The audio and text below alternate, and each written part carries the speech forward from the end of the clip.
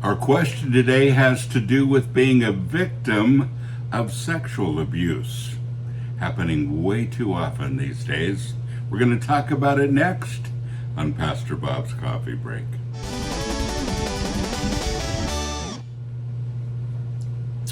I'm a victor, not a victim.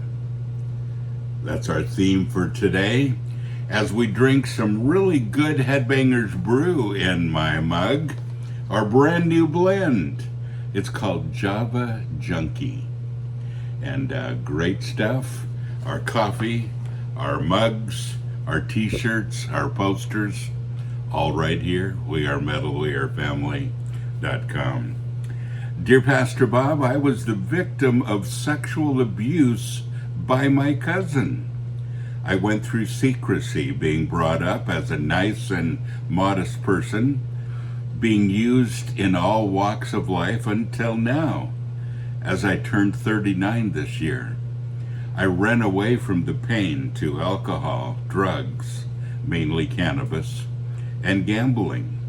I became an addict the first time I took a sip of beer and was drinking strong alcohol that same night at around 13 years old. After God released me of that at age 25, I remained a junkie for almost 14 years on and off.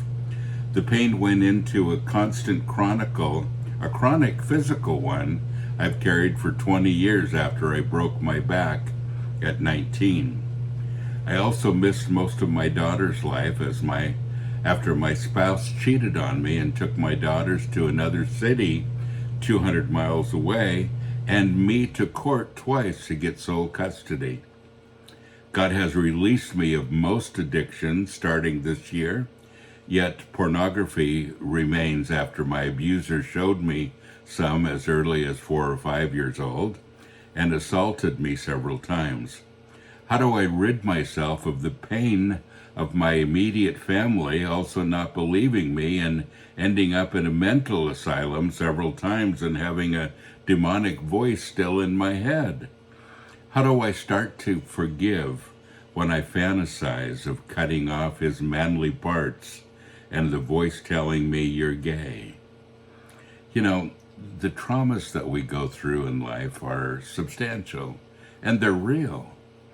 And all of us have gone through things that kind of stick in our heads. And is this person responsible for all of the horrible things that have happened to you in your life? Listen to me. No. The abuse was horrible. It should never have happened. Absolutely. But all of these things, you're the one that started drinking. And there are some people that have an addictive personality.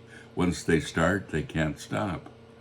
Your addiction to pornography, many people are addicted to pornography, didn't necessarily start by somebody else showing it to them. It's an adrenaline rush. It's a dopamine rush, and it happens to a lot of people.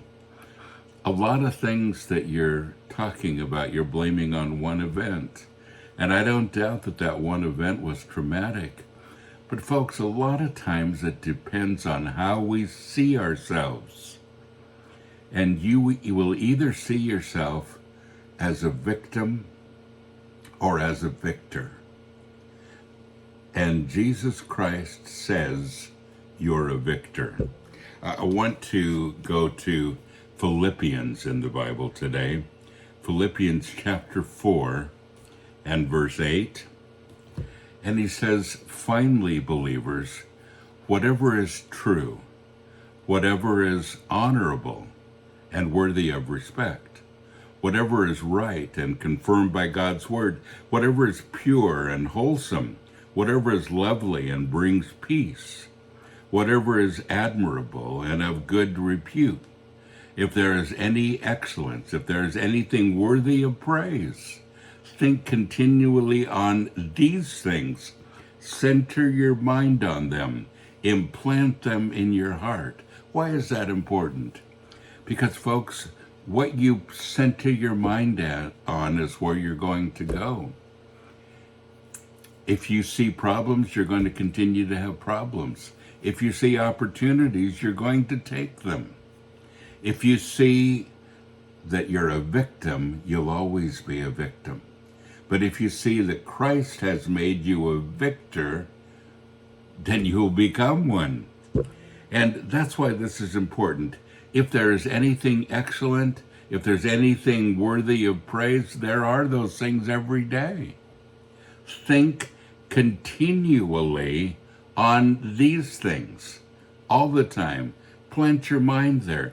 It says center your mind there and implant them in your heart. Your mind, your heart. Make sure that your heart and your mind are centered on the things that are worthy of praise, the things that are excellent, the things of God. Folks, this is something that so many people fight with. You know, they may have been a victim of abuse, and I'm not saying it isn't a horrible thing. They might be a victim of something. But folks, Christ died on the cross so we don't have to stay a victim. He died on the cross so we could be a victor. So we can go from being a victim to having this kind of life. That our mind could go somewhere else and that we are centered on the things of God. Very important. And I hope you take that advice. Folks, thank you so much for watching once again. And don't forget, you are blessed. So go and be a blessing.